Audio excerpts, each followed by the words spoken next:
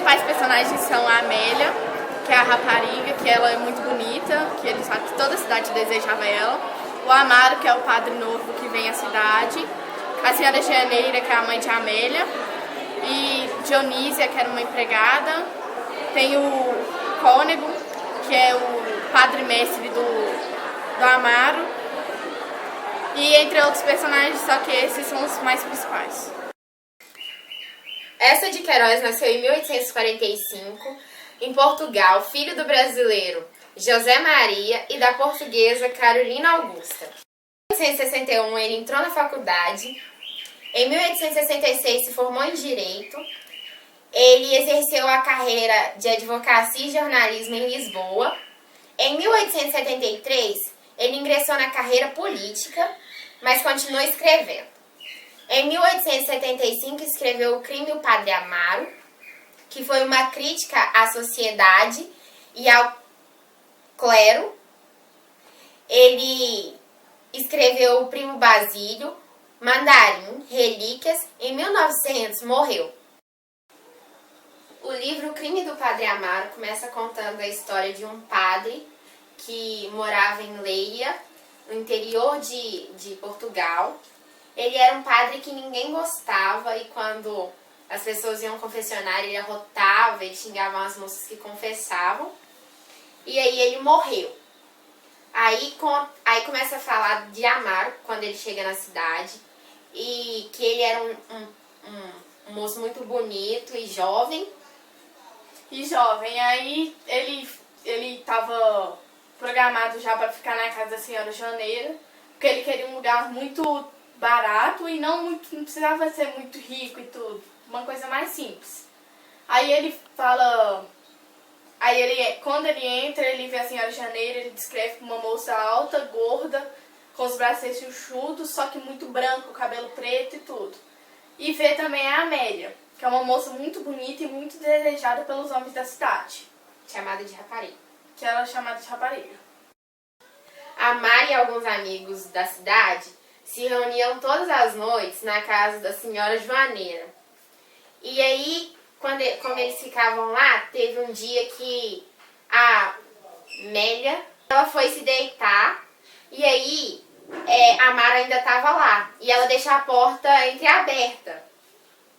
E aí ela começou a trocar de roupa e ele viu ela trocando de roupa.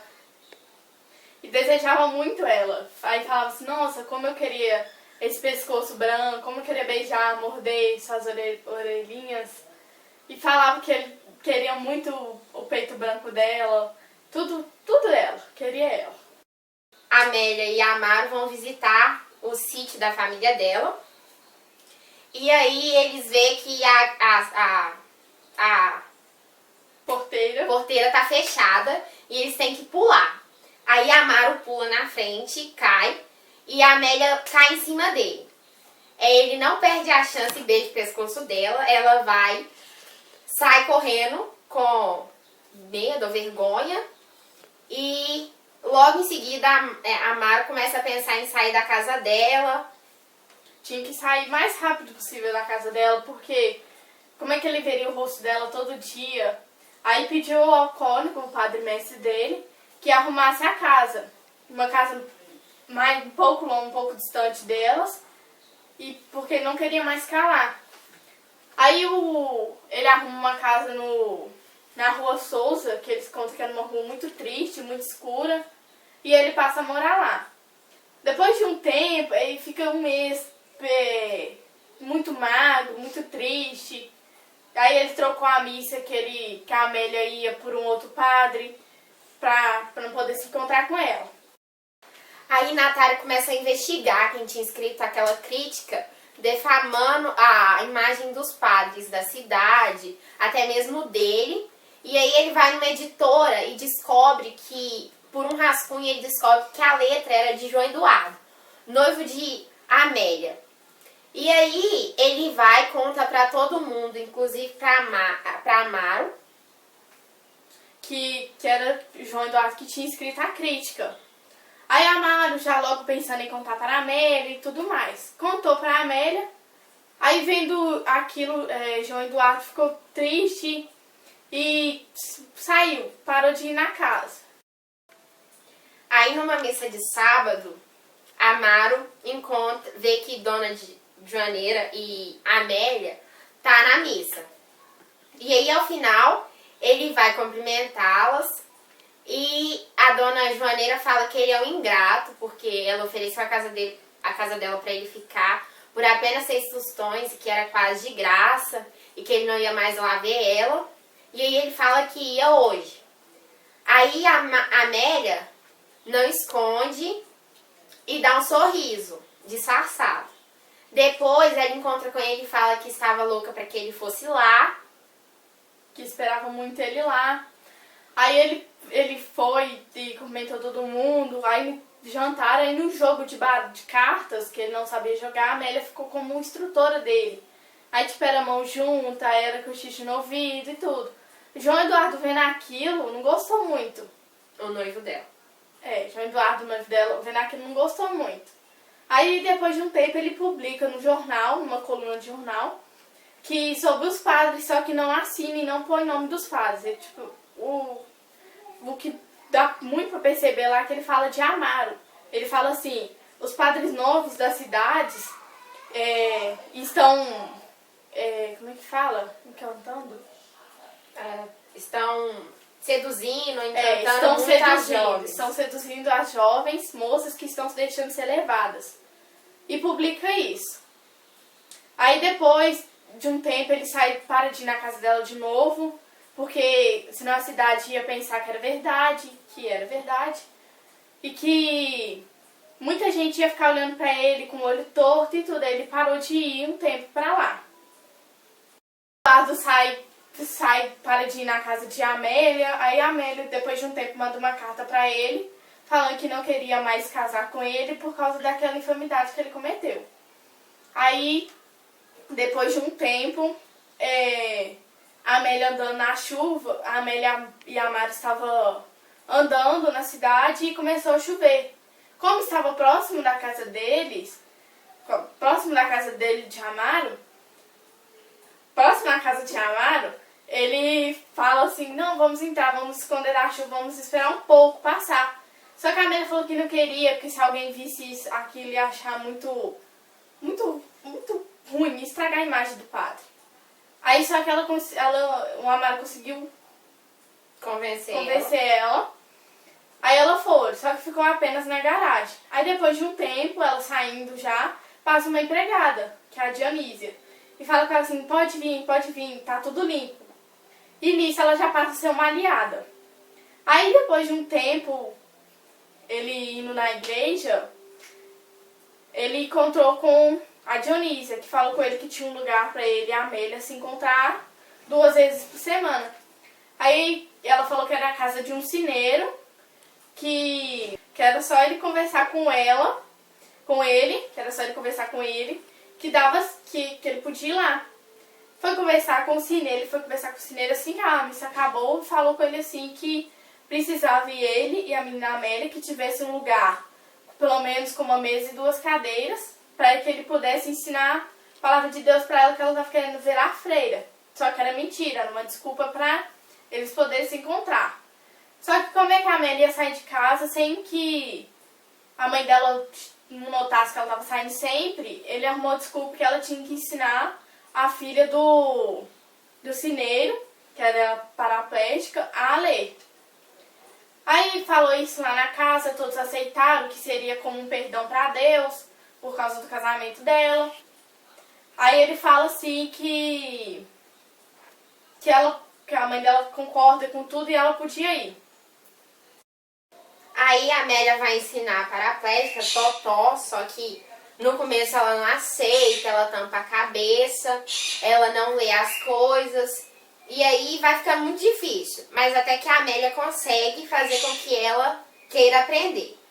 Aí meia hora ela ensinava a Totó e 1 hora ela ficava dentro do quarto com a Amaro. Aí depois de um tempo ela voltando da casa do sineiro, a família dela pergunta como é que está sendo, se a paraplégica está conseguindo já ler, aí pergunta se ela sabe algumas orações, ela fala já. mas que a menina parece que tem um demônio no corpo. Aí o Natário vindo aquilo, ele falou assim, Natário não, o padre mestre do Amaro, ouvindo aquilo, falou assim, ah não, qualquer dia eu vou lá para ver como é que ela está e tudo. Aí eles continuam. Aí um dia ela ensina, ela chega pra ensinar, ela tá com a cabeça coberta. E ela volta a ficar com a cabeça coberta e não quer aprender mais. E não quer mais que a Amélia ensinasse ela. Aí num dia subindo, ela deixou um livro lá com ela e foi subir. Na hora que ela estava subindo, a Totó começa a falar assim, vai cão, sai cão, sobe cão, chamava eles de cão o tempo todo. Aí a Amélia começou a ficar preocupada com aquilo, pensando assim, nossa, eu tô fazendo uma coisa errada. E ela começou a ficar com a consciência pesada. Aí o que eu tô fazendo essa coisa que é errada e tudo. Ela tenta resistir e não ir mais encontrar a Amaro na casa do cineiro. Só que sempre ela meio que cai em tentação e sempre vai. Só que um dia de surpresa o padre mestre está esperando ela na farmácia. E aí ela chega, quando ela chega ela vê ele e ele fala que tava indo com ela pra lá. Aí ela rapidinho inventa uma desculpa de que a Amaro também tava indo pra lá e que era o dia deles conversar com ela, não sei o que tem. E aí ela inventa uma desculpa. Aí quando eles chegam lá, ele começa a conversar com a paraplégica. E aí a Amaro chega e ela fica esperando a Amaro no terreiro. Aí enquanto ele tá conversando com a paraplégica, ela fala assim, a paraplégica pergunta, e o outro? Aí ele fala, que outro? E o outro? Cadê o outro? Aí ele pergunta assim, não, mas que outro? Aí ele pergunta, qual é o nome dele? Ela fala, meu pai disse que é Amaro, é um moço alto e bonito. Aí ele fica meio desconfiado e deixou ali. Falou assim, depois eu volto. Continuou a conversar com ela normal e foram os três embora juntos. Aí depois, um pouco mais tarde, o padre mestre volta a conversar com ela e fala com ela assim, não, mas o que ele fica fazendo lá em cima? Aí ele fala, ele belisca ela grita, que eles ficam igual dois cães. Aí ele fala assim, você escuta o rangido da cama? Aí ela fala, eu escuto ela... Ele amarra ela. Fala coisa assim, que eles faziam no quarto, sobre os barulhos e tudo. Que depois eles desciam e iam embora. Aí o padre mestre já vai logo na igreja para conversar com o Amaro. Pergunta ele, e quando ele chega com a cara fechada, a Amaro pergunta o que está acontecendo. Aí ele fala, já sei de tudo. Aí ele fala, de tudo o quê? De tudo, sei que você fica com a rapariga. Ele pergunta até rindo assim, meio nervoso, que rapariga? Ele fala, eu sei que você fica com a Amélia todos os dias, 2 vezes por semana na casa do cineiro. Aí ele fala assim, e o que tem? O que tem você com a minha vida? Aí ele fala assim, aí ele fica meio surpreso assim, e fala assim, não, mas isso é errado tudo. Aí ele fala assim, mas eu sei também que você fica com a senhora Joneida, eu sei que você fica com a mãe de Amélia. Aí os dois ficam chantageando um ao outro. Um tem uma coisa pra pôr contra o outro. Aí ele fala assim, aí os dois riem e apertam a mão. E o Amaro fala pra ele assim, que não era pra ele contar nada pra Ana Amélia, porque senão ela ia ficar muito nervosa e não ia querer mais encontrar. Aí a Amélia continua indo, mas ela não tá gostando mais e tal. Aí a menina continua falando, toda vez que ela sobe pro quarto, a menina continua falando, vai cão, sobe cão. Aí a Amélia vira e fala pra Amaro que ela não quer mais ir. Aí passa um tempo, o padre mestre chega e conta desesperado pra Amaro que a Amélia tava grávida. Aí eles pensam, nossa, mas o que eu vou fazer agora? Porque agora ela já não tá mais noiva, não tinha mais desculpa de quem engravidar. Aí o padre mestre pensou logo numa ideia. Vamos procurar Amaro, vamos procurar João Eduardo pra casar ela com ele. Pra casar ela com ele e ter a desculpa que o filho é dele. Aí pôs a Dionísia atrás do padre. Aí procurou em Lisboa, que era a capital mais próxima ali. E procurou ele lá, mas não achou. Aí passou semanas, e ela já estava de 1 mês. Passou semanas procurando. Aí quando ela completa o 3º mês, que já não dá mais pra esconder, ela fica usando cinta. A mãe fala que ela tem que ir pra uma cidade ali próxima, que tinha que dar uns banhos, eu acho que é os banhos pra lavar o pecado. Que eram 30 banhos ou 15 banhos no total, que ela tinha que dar. Aí a Amaro logo pensou, já que não tava achando o João Eduardo, que ele não queria mesmo, que ele não queria que ela casasse com ele, por ciúmes. Ele falou assim, então eu tenho uma ideia. Quando elas forem viajar, o Padre Messi vai com elas, manda notícia para nós e ela fica na casa da roça com a madrinha dela. E ficou resolvido assim, que foi a melhor ideia que a Amália já tinha dado e tudo.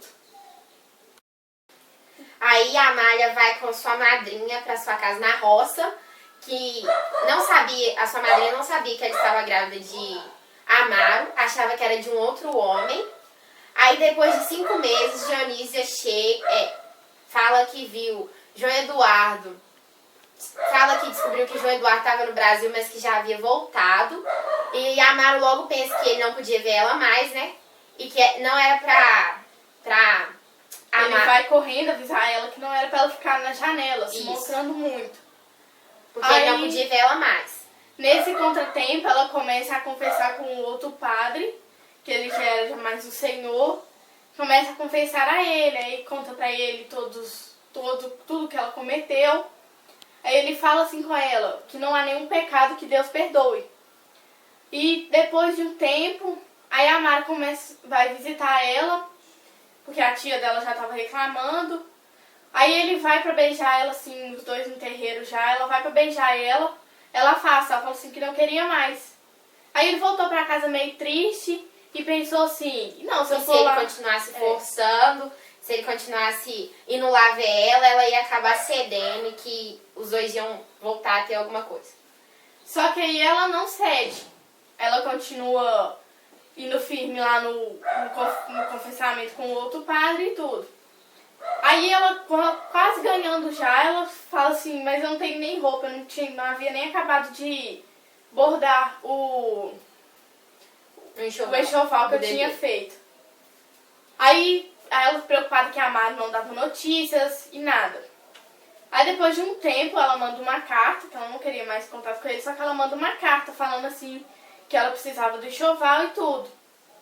Aí a Mari volta um tempo antes e fala assim, não, mas eu vou arrumar tudo, espere e tal. Aí ela foi chegando a hora, assim, ela já tava quase ganhando já. Ele fala que...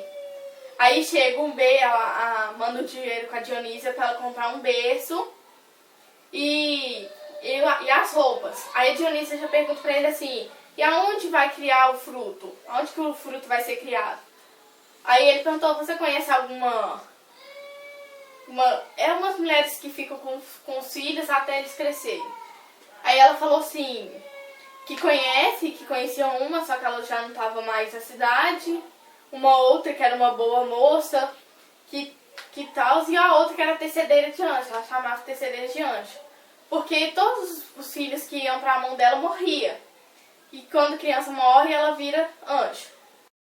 Aí a Mara fica meio em dúvida se entregasse o bebê mesmo, se entregasse mesmo o bebê para a tecedeira dos anjos, ou entregava para outra mulher, que era boa, que os filhos não morriam.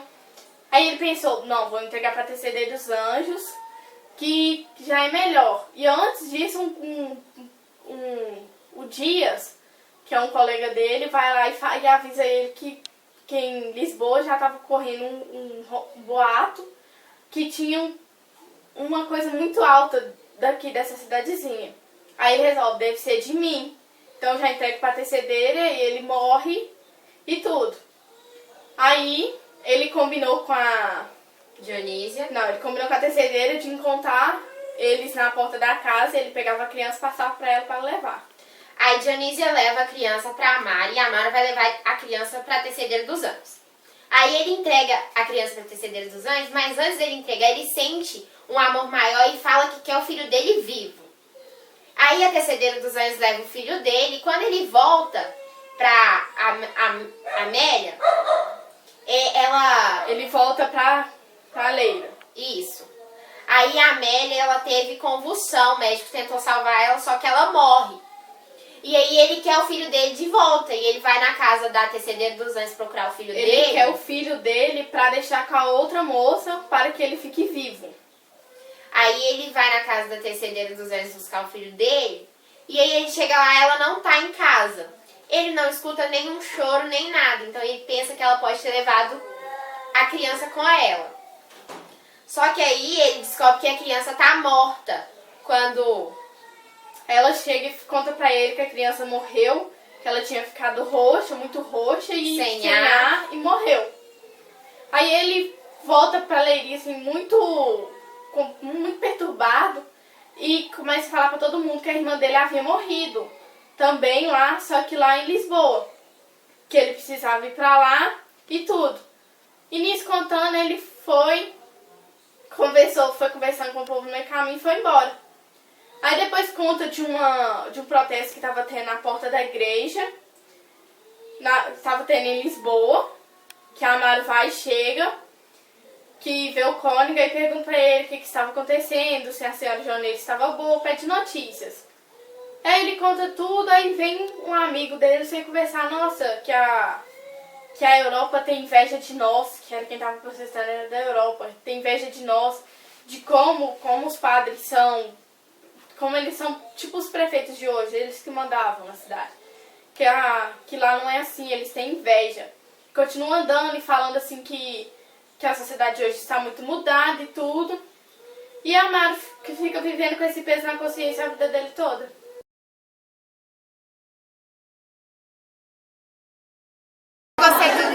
Porque conta uma história de um padre e a história que passa, a gente nunca imagina que vai acontecer. Eu fiquei muito surpresa porque eu não imaginava que a Mary morria, que o bebê também morria, que o padre continuaria vivo, o Amaro. Achei muito mórbido a parte que ele continua vivendo com aquilo, como se nada tivesse acontecido. E o livro ele te dá vontade de ler mais. Você pensa que vai ser chato, mas cada vez que você lê, você vai ter mais vontade ainda de descobrir o que acontece no final. Eu gostei muito do livro porque conta a história, porque tipo, você nunca esperava que um padre fosse ficar com uma rapariga e que ela fosse engravidar e logo após o parto ela morresse, o filho também morrer e o padre sai de beleza. Eu consegui ler algumas palavras, eu tive que ir pelo contexto. O Nathan não estava entendendo muito. Eu esperava o livro ser mais chato, mas eu gostei muito. Crime do Padre Amaro. Eu baixei uma versão, porém a versão era meio difícil, mas eu consegui entender. Eu pensei que o livro tem realismo, era mais difícil, era chato, mas não, eu gostei bastante e tenho mais vontade de ler cada vez mais os livros.